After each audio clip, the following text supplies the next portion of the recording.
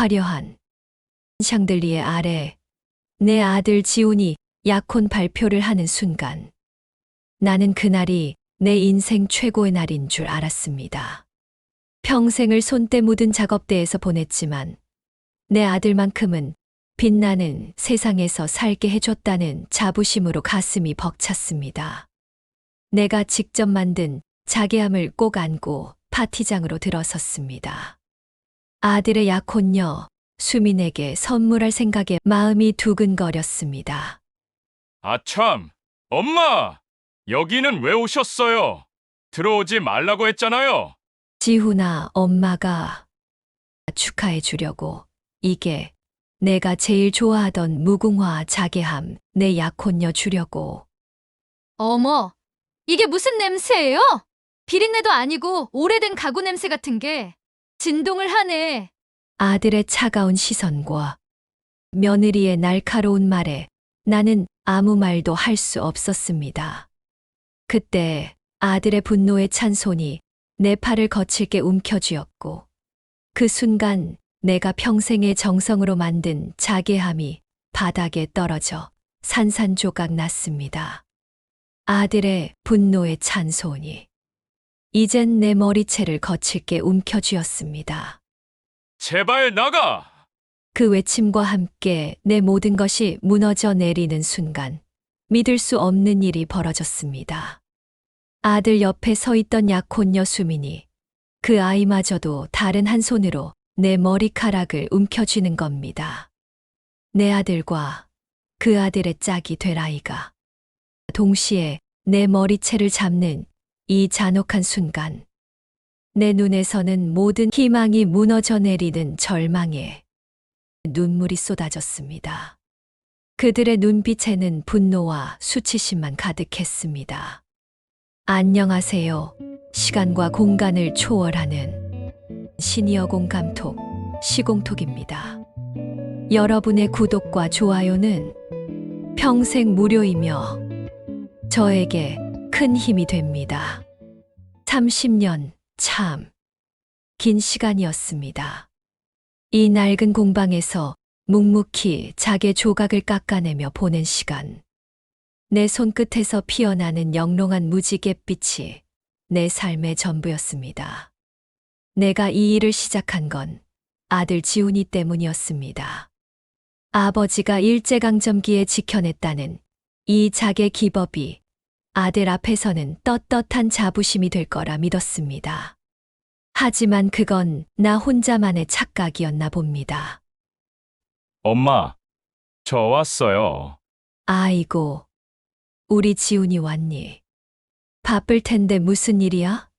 얼굴 보기도 힘들었는데. 이제는 제가 본부장인데요. 뭐 약혼식 준비도 바쁘고, 그리고 엄마, 이번 주말에 수민이 부모님 만날 거예요. 어머니도 시간 되시면 오셔서. 그래. 그럼 엄마가 맛있는 거 해가지고 갈게. 우리 아들 잘 키웠다고 사돈께 자랑도 하고. 아니, 엄마, 그런 자리가 아니고요.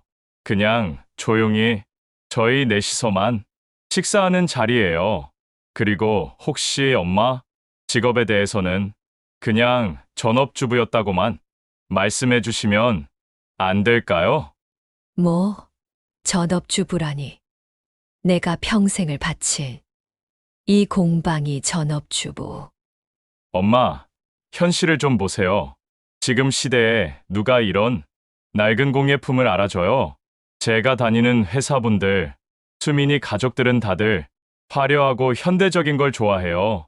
저도 이제 본부장인데 엄마 때문에 제 앞길에 지장이 생기는 건 지훈아, 엄마가 내게 부끄러운 존재였니?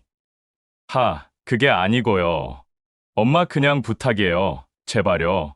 아들, 자식 농사 잘 지었다고 평생의 자부심이라고 생각했는데 내 아들에게 나는 전업주부라는 거짓말 뒤에 숨어야 하는 부끄러운 존재였습니다.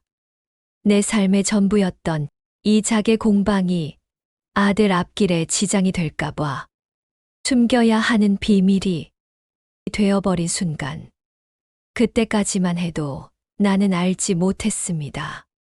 이 부끄러움이 내게 닥칠 거대한 절망의 서막이었다는 것을.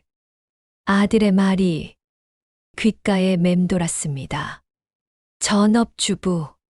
평생의 자부심이었던 내 손끝의 기술이 아들 앞길에 방해가 될까 숨겨야 하는 부끄러운 것이 되어버린 순간이었습니다. 하지만 그래도 괜찮다고 생각했습니다. 내 아들이 잘 되면 그걸로 됐다고. 지훈이가 재벌가 딸과 결혼해서 더 높은 곳으로 올라가는 게 나에게는 더 중요하다고 믿었습니다. 그래서 그의 말대로 나는 내 삶을 숨기기로 했습니다. 수민 씨, 여기는 우리 어머니가 운영하시는 공방이에요. 어릴 때 여기서 같이 놀기도 했죠. 와, 정말요? 지훈 씨한테 이런 어린 시절이 있었다니. 너무 예쁘다. 근데 이건 뭐예요? 와, 이런 걸 직접 만드신다고요? 주말, 지훈이가 약혼녀 수민을 데리고 공방에 찾아왔습니다. 아들이 나를 전업주부가 아닌 공방을 운영하는 어머니라고 소개하는 것을 보고 나는 잠시 희망을 품었습니다. 아니, 아직 나를 부끄러워하지 않는 건가? 이제는 떳떳하게 말할 수 있는 건가? 하지만 그 희망은 아주 짧았습니다. 아, 이건 그냥 취미로 만드시는 거예요. 촌스럽죠. 요즘 누가 이런 걸 좋아하겠어요? 그렇죠. 저도 좀 놀랐어요. 그래도 어머니의 수준수한 취미라 생각하니 너무 귀여우신데요? 그날 지훈이는 내 평생의 자부심을 그저 어머니의 순수한 취미라고 비웃었습니다. 나는 애써 웃으며 그들의 대화를 들었습니다. 그저 고개를 끄덕이며 웃는 것밖에는 할 수 있는 게 없었죠. 그들의 웃음소리는 날카로운 칼날이 되어 내 심장을 찔렀습니다. 지훈 씨, 우리 파혼하면 안 돼요? 아니, 수민 씨, 무슨 소리예요? 왜 갑자기? 글쎄, 시어머니가 될 분이 이런 촌스러운 취미나 하시고 혹시 이런 거 선물로 주실까봐 무서워서요. 우리 엄마도 이런 거 엄청 싫어하시는데. 엄마! 수민 씨 말 좀 들어. 제발 좀. 그들의 대화는 마치 내가 없는 것처럼 계속되었습니다. 촌스러운 취미라는 말에 나는 아무 대답도 할 수 없었습니다. 그저 내 삶의 전부를 부정당하는 기분이 들 뿐이었습니다. 아들 앞에서 나는 그저 고개 숙인 죄인일 뿐이었습니다. 아들의 결혼이 코앞으로 다가오자 지훈이는 더욱 신경이 곤두서 있는 듯 했습니다. 내게 걸려오는 전화도 만나자는 말도 모두 거절했죠. 하지만 나는 괜찮았습니다. 아들이 성공하는 것이 내 기쁨이라고 믿었으니까요. 드디어 아들의 약혼 발표 파티 날. 나는 지훈이가 약혼녀 수민에게 선물하라고 만든 자개함을 품에 안고 호텔로 향했습니다. 내 아들의 성공을 진심으로 축하해 주고 싶었으니까요. 엄마! 여기는 왜 오셨어요? 들어오지 말라고 했잖아요. 지훈아 엄마가 축하해 주려고, 내가 제일 좋아하던 무궁화 자개함 수민이 주려고. 어머, 이게 무슨 냄새예요? 비린내도 아니고. 낡은 가구 냄새 같은 게 진동을 하네, 역겨워. 엄마, 수민 씨 말 안 들려? 제발 좀. 아들의 분노에 가득 찬 목소리가 파티장을 울렸습니다. 나는 그저 멍하니 아들만 바라보았죠. 그때 아들의 손이 내 손에 들린 자개함을 쳐냈습니다. 쨍그랑 하는 소리와 함께 내 평생의 정성이 산산조각 났습니다. 지훈 씨, 나 파혼할래. 시어머니 될 분이 이런 촌스러운 물건이나 가져오고 우리 집안 망신 다 시키네. 아니, 수민 씨. 그런 게 아니고요. 그 순간 내 머리채가 거칠게 잡혔습니다. 아들이었습니다. 엄마, 내 인생 망치지 말고 빨리 나가. 제발 좀. 그때 믿을 수 없는 일이 벌어졌습니다. 아들 옆에 서 있던 약혼녀 수민이 그 아이마저도 다른 한 손으로 내 머리카락을 움켜쥐었습니다. 두 사람의 손에 붙잡혀 파티장 바닥에 쓰러진 나는 그저 울부짖을 수밖에 없었습니다. 아들과 며느리가 될 아이가 동시에 나를 모욕하는 잔인한 순간, 내 눈에서는 모든 희망이 무너져 내리는 절망의 눈물이 쏟아졌습니다. 아들의 결혼 발표 파티는 그렇게 아수라장이 되었습니다. 나는 모든 것을 잃은 사람처럼 호텔 바닥에 주저앉아 울고 있었죠. 그때 날카로운 구두 소리가 들려왔습니다. 이보세요. 당신이 이지훈 군의 어머니라는 분인가? 네, 제가 한세연입니다만. 아이고 참, 그 아들의 그 어머니라더니 당신 때문에 우리 딸 파혼하게 생겼어.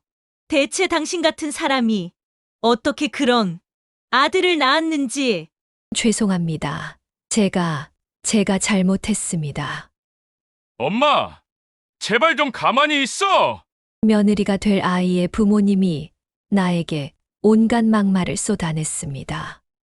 아들은 나를 두둔하기는커녕 그들에게 고개를 숙이며 용서를 빌고 있었습니다. 그때 아들의 입에서 차가운 말이 나왔습니다. 장인어른, 장모님, 제가 다 잘못했습니다. 어머니는 이제 저희 삶에서 완전히 지우겠습니다. 당장 이 공방도 정리하고 떠나라고 하겠습니다. 제발 수민이와 저희 결혼만은. 내 귀를 의심했습니다. 평생의 삶의 터전이었던 이 공방을 아들이 직접 정리하고 떠나라고 말하다니.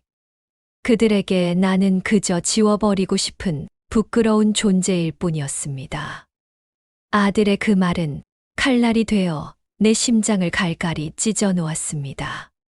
좋아. 이지훈 군 자네 말대로 그 공방을 완전히 정리하고 우리 딸과 다시 시작할 기회를 주겠네.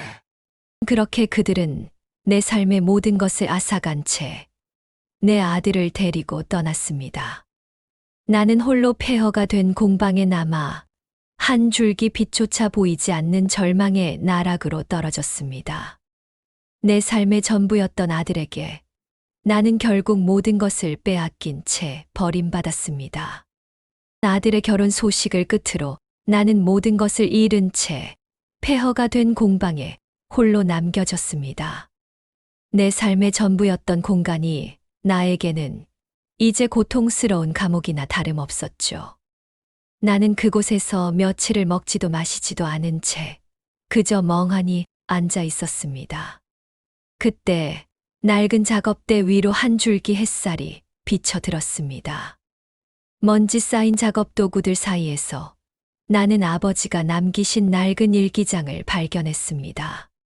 일기장 안에는 아버지의 오래된 작업 기록들이 빼곡히 적혀 있었습니다. 아버지의 글을 읽어 내려갈수록 나는 잊고 있었던 옛 기억들을 하나둘씩 떠올렸습니다. 일제강점기에 사라진 알려진 오색 비단작의 기법에 대한 상세한 기록들이었습니다. 이 기법은 자개의 빛을 비추는 각도에 따라 마치 비단처럼 오색 찬란한 빛을 내는 세상에 단 하나뿐인 기술이었습니다. 아버지는 그 기술을 지키기 위해 평생을 바치셨지만 끝내 재현하지 못하고 돌아가셨습니다. 그리고 일기장 마지막 페이지에는 이런 글귀가 적혀 있었습니다. 내 딸 세연아, 이 기술을 내가 꼭 완성해다오. 이 기술은 단순한 공예품이 아니란다. 우리 민족의 자존심이자 너의 삶을 다시 일으켜 세울 빛이 될 것이다. 나는 떨리는 손으로 일기장을 감싸 쥐었습니다. 아버지의 글은 나에게 절망 속에서 한 줄기 빛이 되어 주었습니다. 내 아들에게 버림받고 내 삶을 부정당한 나에게 아버지는 마지막 희망의 메시지를 남겨주셨던 것입니다. 그래, 아들의 말대로 나는 전업주부가 아닙니다. 나는 한세연 자개공의 장인입니다. 이제는 내 삶을 부정했던 아들처럼 나도 내 삶을 부정하지 않겠습니다. 나는 아버지의 유지를 이어받아 사라진 오색 비단 자개 기법을 반드시 완성할 것입니다. 이것이 아들에게 버려진 내가 다시 일어서는 유일한 방법이니까요. 나는 아버지가 남기신 일기장과 함께 지방의 한 작은 대학교로 향했습니다. 늦은 나이에 다시 시작하는 공부는 쉽지 않았습니다. 젊은 학생들 사이에서 나는 마치 이방인 같았죠. 하지만 나는 괜찮았습니다. 내게는 아들의 버림을 견디게 해줄 아버지의 말씀이 있었으니까요. 와, 대박! 이 과제 진짜 쩔지 않냐? 딱 봐도 A뿔이다. 옆자리의 여학생이 자신이 만든 과제물을 보며 감탄하는 소리가 들려왔습니다. 내가 만든 과제물과는 비교할 수 없을 정도로 세련되고 멋진 작품이었습니다. 나는 그 앞에서 한없이 초라해졌습니다. 뭐야, 한세연 아줌마. 아직도 그 촌스러운 자개나 만드세요? 그게 점수나 나오겠어요? 하하하. 학생들의 비웃음은 날카로운 칼날이 되어 내 심장을 찔렀습니다. 나는 그들의 말이 틀리지 않다는 것을 잘 알았습니다. 내가 아들에게 버림받고 내 삶을 부정당한 이유가 바로 이것이었습니다. 시대에 뒤떨어진 낡은 기술. 나는 그들의 비웃음 속에서 다시 한번 절망에 빠졌습니다. 그때 강의실 문이 열리고 교수님이 들어왔습니다. 여러분, 제가 아주 중요한 말씀을 드리려고 합니다. 이 세상에서 가장 아름다운 것은 무엇일까요? 유행을 쫓는 화려함도 남들에게 인정받는 명성도 아닙니다. 바로 진정성입니다. 나는 이 세상에서 가장 아름다운 작품은 그 작품에 담긴 사람의 진정성이라고 믿습니다. 교수님의 말씀은 내 가슴에 깊은 울림을 주었습니다. 그래, 나는 결코 부끄러운 존재가 아니었습니다. 나는 내 삶의 진정성을 담아 자개를 깎았습니다. 이 기술은 결코 촌스럽지 않았습니다. 나는 다시 한번 일어설 용기를 얻었습니다. 아버지의 일기장을 다시 펼쳐들고 밤낮 없이 연구에 매달렸습니다. 아들의 말대로 나는 약하고 무지한 어머니가 아니었습니다. 이제 나는 내 손으로 내 삶의 자부심을 되찾을 것입니다. 내 눈에서는 더 이상 절망의 눈물이 아닌 희망의 눈물이 흘렀습니다. 나는 밤낮 없이 아버지의 일기장을 연구하고 사라진 기술을 재현하는 데 모든 것을 쏟아부었습니다. 내 손끝에 남은 30년의 세월과 아버지의 기록이 만나자 기적처럼 오색 비단 자개의 기법이 되살아났습니다. 빛을 비추는 각도에 따라 비단처럼 오색 찬란한 빛을 내는 세상에 단 하나뿐인 기술이었습니다. 마침내 나는 비단결 공방이라는 이름으로 작은 공방을 다시 열었습니다. 사람들은 내 작품을 보고 감탄했습니다. 이런 기술이 있었단 말이에요? 마치 살아있는 것 같아. 사람들의 따뜻한 말 한마디, 한마디가 나에게는 더 없는 위로가 되었습니다. 그때 한 유명 큐레이터가 내 공방을 찾아왔습니다. 안녕하세요. 한세연 작가님. 저는 전통예술 전문 큐레이터입니다. 작가님의 작품을 보고 정말 큰 충격을 받았습니다. 이 작품은 단순히 공예품이 아닙니다. 이 시대에 사라진 진정한 예술입니다. 저희 미술관에서 작가님의 작품을 전시하고 싶습니다. 믿을 수 없었습니다. 아들에게는 촌스럽고 낡은 것이었던 내 작품이 누군가에게는 진정한 예술로 인정받고 있었습니다. 나는 떨리는 손으로 큐레이터의 손을 맞잡았습니다. 나의 작은 공방은 순식간에 사람들의 발길로 북적였습니다. 내 작품은 SNS와 미술계에서 뜨거운 찬사를 받으며 입소문을 타기 시작했죠. 한편 아들 지훈이는 사업 실패와 투자 사기로 모든 것을 잃어버렸습니다. 나는 그 소식을 듣고도 아무런 감정이 들지 않았습니다. 이미 그와의 인연은 끝났다고 생각했으니까요. 내가 피땀 흘려 비단결 공방을 일구는 동안 아들 지훈이는 몰락의 길을 걷고 있었던 것입니다. 내가 비단결 공방을 일구며 새로운 삶을 시작한 지 2년의 시간이 흘렀습니다. 내 작품은 국내외 미술계에서 큰 찬사를 받으며 명성을 얻었고, 나는 이제 한세연 작가라는 이름으로 불리게 되었습니다. 내 삶을 부정했던 아들의 말이 거짓이었다는 것을 나는 내 손으로 증명해 보였습니다. 그 무렵 나는 아들 지훈이의 소식을 들었습니다. 투자 사기를 당해 회사 돈을 모두 잃었고 그 책임을 지고 회사에서 쫓겨났다는 소식이었습니다. 수민아, 제발 나 좀 도와줘. 내가 지금 이렇게 망하게 생겼어. 당신 아버지한테 말해서 돈 좀 빌려달라고. 당신은 이제 내 남편이 아니에요. 아버지 말대로 나는 당신 같은 실패자와 더 이상 살 수 없어. 당신이랑 같이 망할 순 없지. 아버지는 당신에게 더 이상 투자할 가치가 없다고 했어요.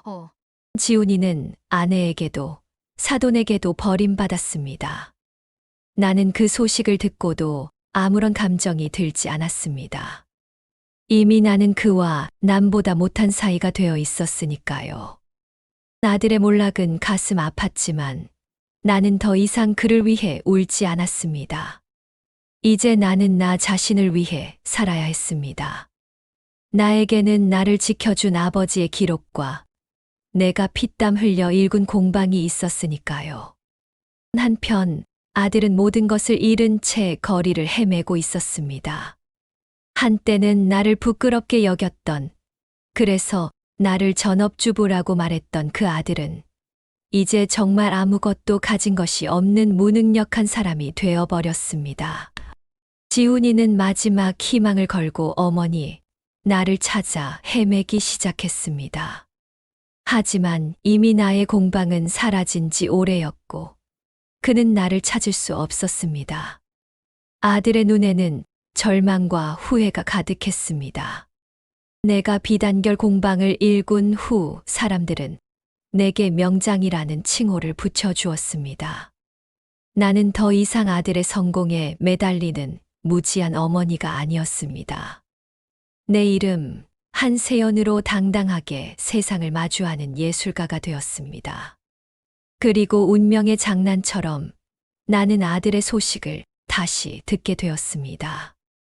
내가 참여한 문화재 복원 사업에 입찰 경쟁에 한 건축 회사가 참여했다는 소식이었습니다. 그 회사의 이름은 내가 잘 아는 이름, 아들 지훈이의 회사였습니다. 몰락했다는 소식만 들었는데 어떻게 다시 나타난 건지 의아했습니다. 하지만 나는 아랑곳하지 않고 나의 작업에만 집중했습니다. 입찰을 위한 프레젠테이션 날, 나는 정갈한 한복을 차려입고 발표장으로 향했습니다. 그곳에서 나는 믿을 수 없는 광경을 목격했습니다. 초라한 행색의 남자가 복도 끝에 서 있는 것이 보였습니다. 그는 한때 나를 부끄럽게 여겼던, 그래서 나를 전업주부라고 말했던 내 아들 지훈이었습니다. 한세연 작가님 맞으시죠? 내 아들은 나를 엄마가 아닌 작가님이라 불렀습니다. 나는 애써 아무것도 모르는 척 그를 바라보았습니다. 그는 몰락한 삶의 흔적을 그대로 드러내고 있었죠. 한때 나에게 촌스럽다고 비웃었던 그는 이제 자신도 모르는 사이에 나의 명성을 쫓아 이곳까지 오게 된 것입니다. 아들의 눈에는 절망과 함께 나를 향한 미안함과 후회가 뒤섞여 있었습니다. 하지만 나는 그 어떤 감정도 느끼지 않았습니다. 이미 나는 그와 남보다 못한 사이가 되어 있었으니까요. 발표장으로 향하는 내 발걸음은 멈추지 않았습니다. 나는 내 아들에게 한때 내가 겪었던 절망과 모멸을 그대로 돌려줄 시간이 왔음을 직감했습니다. 나는 내 아들 앞에서 한세연이라는 이름으로 당당하게 서서 그에게 잊지 못할 심판을 내릴 것입니다. 나는 아들을 지나쳐 프레젠테이션장 안으로 들어갔습니다. 내가 준비한 발표는 완벽했습니다. 오색 비단 자개 기법을 이용한 문화재 복원 계획은 심사위원들의 극찬을 받았습니다. 모든 발표가 끝난 후 나는 심사위원들의 질문을 받기 위해 다시 단상에 섰습니다. 한세연 작가님, 정말 놀라운 기술입니다. 그런데 혹시 이 기술을 한 건축이라는 회사에 넘길 계획은 없으십니까? 그 회사도 이 문화재 복원 사업에 깊은 관심을 보이고 있습니다. 한 건축이라는 이름이 나오자 나는 미소를 지었습니다. 아들이 마지막 희망을 걸고 입찰에 참여했던 그 회사. 아들이 그 회사에서 나에게 촌스럽다고 비웃었던 기술을 탐내고 있다니 참으로 기가 막힐 노릇이었습니다. 엄마, 제발 저 한 번만 살려주세요. 제가 정말 잘못했습니다. 제발 저에게 기회를 주세요. 발표장 문이 열리고 아들이 뛰어들어왔습니다. 그는 나를 엄마라고 부르며 바닥에 무릎을 꿇고 눈물을 흘렸습니다. 한때 나를 부끄럽게 여겼던, 그래서 나를 전업주부라고 말했던 그 아들이 이제 내 앞에서 초라한 모습으로 용서를 빌고 있었습니다.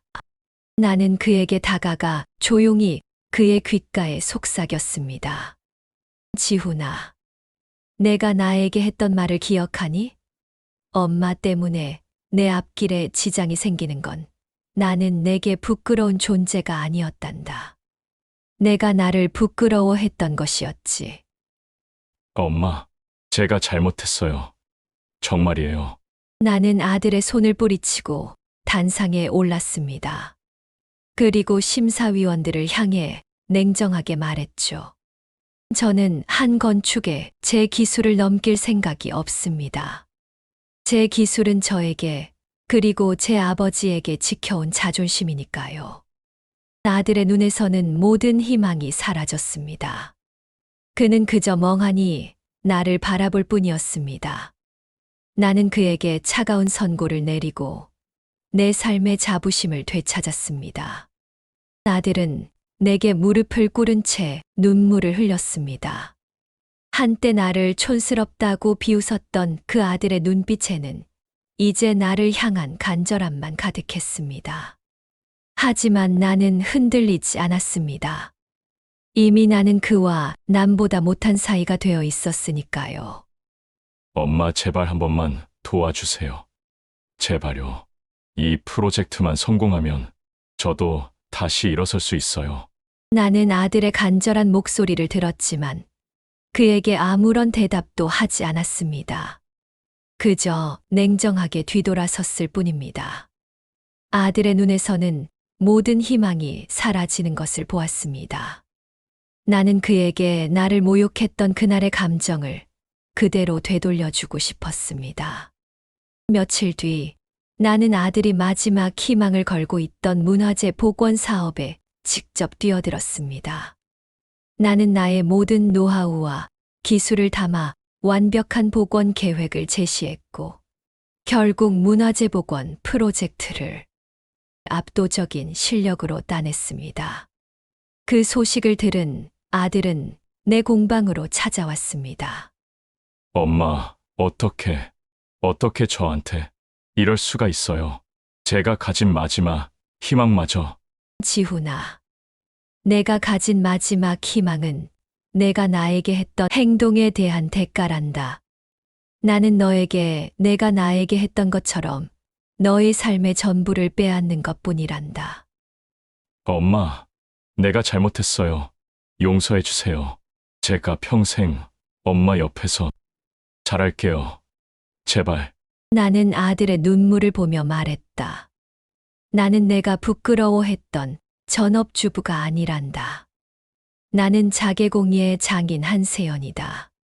그리고 너는 이제 더 이상 내 아들이 아니다. 나는 그렇게 아들과의 모든 인연을 완전히 끊어냈습니다. 내가 당했던 모욕과 절망을 그대로 되돌려주며 나는 나 자신을 지키는 최후의 심판을 내렸습니다. 아들의 눈에 가득했던 절망을 뒤로한 채 나는 다시 평화로운 공방으로 돌아왔습니다. 모든 것이 끝났다고 생각했습니다. 그를 심판한 것에 대해 후회하지 않았습니다. 나를 지키기 위한 당연한 선택이었다고 믿었으니까요. 하지만 밤이 되면 차가운 바닥에 무릎을 꿇고 눈물을 흘리던 아들의 모습이 자꾸만 떠올랐습니다. 그동안 쌓아왔던 분노가 사라진 자리에 알 수 없는 공허함이 자리했습니다. 그때 공방 문을 두드리는 소리가 들렸습니다. 한세연 작가님 댁 맞으시죠? 여기 소포요. 발신인도 없는 소포였습니다. 나는 의아한 마음에 상자를 열었습니다. 그 안에는 낯선 서류들과 함께 삐뚤빼뚤한 글씨로 쓰인 쪽지 한 장이 들어 있었습니다. 당신의 아들은 이용당했습니다. 진정한 배신자는 따로 있습니다. 나는 믿을 수 없었습니다. 아들이 배신자가 아니라 이용당했다니? 나는 떨리는 손으로 서류들을 펼쳐보았습니다. 그 안에는 아들 이지훈이 추진했던 사업과 관련된 모든 계약서와 자금 내역들이 꼼꼼하게 정리되어 있었습니다. 그리고 서류 마지막에는 충격적인 내용이 적혀 있었습니다. 아들이 무리하게 투자했던 사업은 사실 사돈이었던 최수민 가족이 처음부터 꾸며낸 사기였습니다. 그들은 아들의 재능과 명성을 이용해 대출을 받고 사업을 키운 후 모든 실패의 책임을 아들에게 뒤집어 씌운 것이었습니다. 나는 모든 것을 잃었다고 생각했던 아들이 사실은 그들에게 철저하게 이용당하고 버려졌다는 사실을 깨달았습니다. 그 서류는 마치 아들이 나에게 보냈던 마지막 외침처럼 느껴졌습니다. 내가 아들에게 최후의 심판을 내렸던 그 순간, 아들 역시 나에게 했던 것처럼 누군가에게 처절하게 버림받았던 것입니다. 나는 주체할 수 없는 눈물을 흘렸습니다. 내가 심판했던 대상은 오만했던 아들이었지만 그를 그렇게 만든 진짜 배신자는 따로 있었던 것입니다. 나는 이제 무엇을 해야 할지 알았습니다. 아들을 용서하고 그와 함께 진짜 배신자들을 향해 복수의 칼날을 갈아야 한다는 것을. 나는 익명의 제보가 담긴 서류를 품에 안고 폐허가 된 공방을 찾아갔습니다. 그곳에서 나는 아들을 발견했습니다. 그는 한때 나를 부끄럽게 여겼던, 그래서 나를 전업주부라 불렀던 그 아들이 아니었습니다. 그는 그저 모든 것을 잃고 길바닥에 쓰러진 한심한 남자일 뿐이었습니다. 지훈아. 엄마, 아들의 눈은 이미 모든 것을 포기한 듯 했습니다. 나는 그에게 다가가 조용히 손을 내밀었습니다. 아들은 내 손을 잡는 대신 고개를 숙이고 눈물을 흘렸습니다. 엄마, 제가 다 잘못했어요. 제가 그때 엄마 말을 들었어야 했는데 제가 너무 오만하고 어리석었습니다. 아들의 입에서 나온 것은 변명도 후회도 아닌 진심 어린 참회였습니다. 나는 그의 눈물을 닦아주며 말했습니다. 아니야, 지훈아. 내 잘못이 아니란다. 너는 나처럼 이용당했을 뿐이야. 엄마, 그게 무슨... 나는 아들에게 익명의 제보를 받은 서류들을 건넸습니다. 아들은 서류들을 읽어 내려가다 이내 무너져 내렸습니다. 그는 최수민 가족이 처음부터 자신을 이용해 회사의 자금을 빼돌리고 모든 죄를 뒤집어 씌우려 했다는 사실을 그제야 알게 되었습니다. 그들이 나한테 어떻게? 아들은 분노에 떨고 있었습니다. 하지만 나는 그를 보며 더 이상 분노하지 않았습니다. 나는 그를 따뜻하게 안아주며 말했습니다.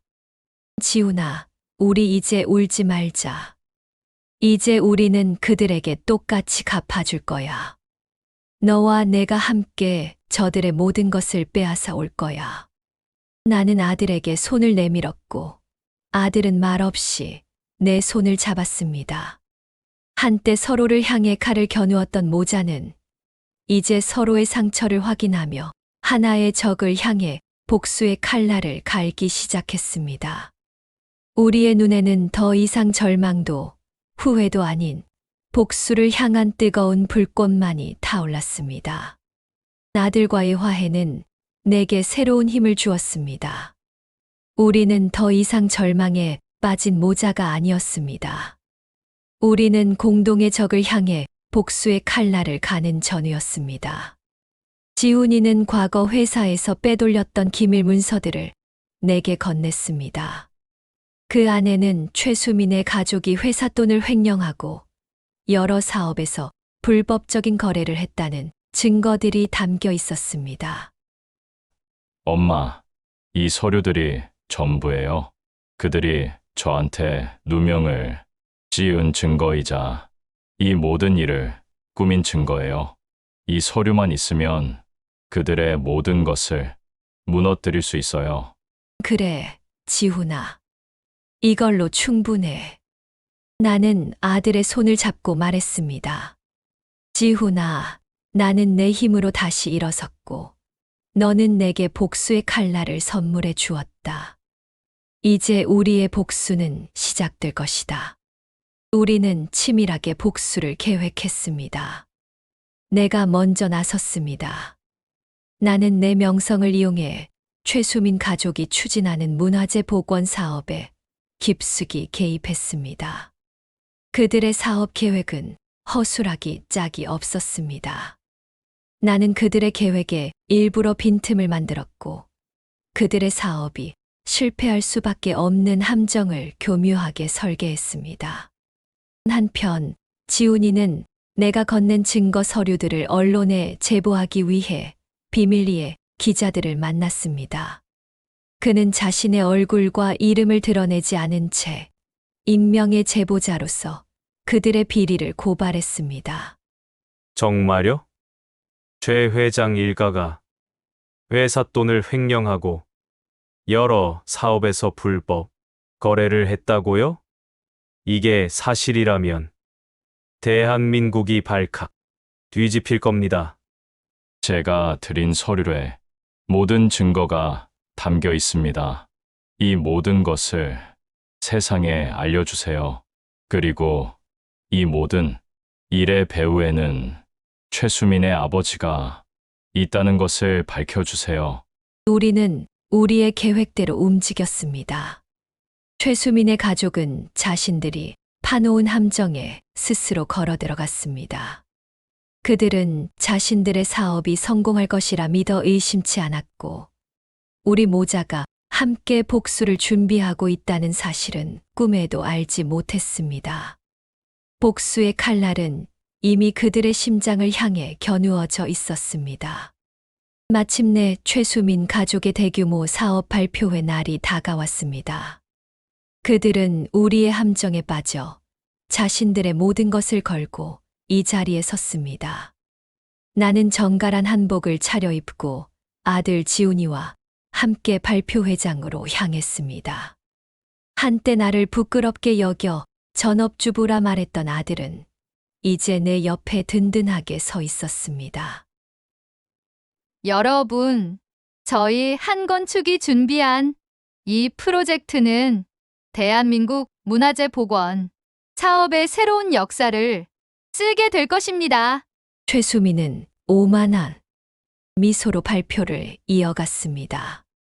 바로 그때 발표회장 전광판에 충격적인 영상이 흘러나왔습니다. 최수민의 아버지가 회사 돈을 횡령하고 여러 사업에서 불법적인 거래를 한 증거 영상이었습니다. 발표회장은 순식간에 아수라장이 되었습니다. 사람들은 경악하며 웅성거렸습니다. 아니, 이게 무슨... 당장 저거 꺼! 죄송하지만 이미 늦었습니다. 최 회장님, 모든 언론사에 저희 어머니가 보낸 제보가 도착했을 겁니다. 아들의 말에 최수민 가족의 얼굴은 공포로 물들었습니다. 그들은 무릎을 꿇고 나에게 용서를 구걸했습니다. 한세연 작가님, 제발 저희를 한 번만 살려주십시오. 저희가 잘못했습니다. 나는 그들을 향해 냉정하게 말했습니다. 나는 당신들에게 작가님이 아니라 당신들이 이용하고 버렸던 한세연입니다. 그리고 여기 있는 이 아이는 당신들이 배신하고 모든 죄를 뒤집어 씌웠던 제 아들 이지훈입니다. 그때 아들 지훈이가 내 앞으로 나섰습니다. 최수민 씨, 그리고 회장님, 당신들은 저를 그저 돈과 명예를 위한 도구로만 생각했습니다. 저의 재능을 이용하고 저희 어머니를 촌스럽다고 비웃으며 저를 파멸시켰죠. 하지만 당신들이 한 가지 간과한 것이 있습니다. 저는 당신들이 부끄러워했던 제 어머니의 기술과 진정성을 물려받은 사람이라는 것을요. 아들의 목소리는 더 이상 오만하지 않았습니다. 그의 목소리에는 그들이 결코 가질 수 없는 진정한 자부심이 담겨 있었습니다. 아들은 나의 손을 잡고 최수민 가족을 향해 마지막 말을 던졌습니다. 당신들은 이제 모든 것을 잃게 될 겁니다. 돈과 명예를 쫓던 당신들이 가장 소중하게 생각했던 것을 말입니다. 나는 아들의 손을 굳게 잡았습니다. 우리 모자는 서로의 상처를 보듬고 함께 복수의 칼날을 갈며 다시 태어난 것입니다. 그렇게 우리는 힘을 합쳐 모든 것을 잃은 최수민 가족에게 최종적인 심판을 내렸습니다. 모든 복수가 끝난 후 나는 아들의 손을 잡고 그가 나를 부끄러워했던 옛 공방으로 돌아왔습니다. 그곳에서 우리는 아무 말 없이 서로의 눈을 바라보았습니다. 아들의 눈에서는 더 이상 절망이나 분노가 아닌 미안함과 후회가 가득했습니다. 엄마, 정말 죄송합니다. 제가 엄마한테 했던 모든 행동들 평생 후회하며 살겠습니다. 나는 그의 눈물을 닦아주며 말했습니다. 아니야, 지훈아. 괜찮아. 너도 나처럼 이용당했을 뿐이야. 중요한 건 우리가 이제라도 서로의 손을 잡았다는 거야. 그렇게 우리는 함께 힘을 모아 새로운 삶을 시작했습니다. 나는 나의 비단결 공방을, 아들은 그의 건축 재능을 더해 비단결 건축이라는 새로운 회사를 세웠습니다. 우리는 더 이상 화려함만을 쫓지 않았습니다. 우리의 공방과 회사는 진정성과 정직함을 가장 중요한 가치로 삼았습니다. 이제 나는 아들 옆에 서서 아들의 성공을 보며 행복해하는 평범한 어머니가 되었습니다. 아들은 나를 더 이상 부끄러워하지 않습니다. 오히려 내가 만든 자개공예품을 자신의 건축물에 접목시키며 자랑스러워합니다. 한때 서로를 향해 칼을 겨누었던 우리 모자는 이제 서로에게 가장 든든한 동반자가 되어 주었습니다. 내 손끝에서 피어나는 영롱한 자개비처럼 우리의 삶은 다시 빛을 되찾았습니다. 그리고 나는 오늘도 아들과 함께 우리가 함께 만든 공간에서 새로운 희망을 깎아내고 있습니다. 우리의 삶은 이제부터가 진짜 시작입니다. 오늘 시공톡 공감 사연은 어떠셨나요? 여러분의 느낀 소감을 저희 마음속에 따뜻하게 간직하겠습니다. 지금까지 시간과 공간을 초월하는 시니어 공감톡 시공톡입니다. 여러분의 구독과 좋아요는 사랑입니다. 감사합니다. 사랑합니다.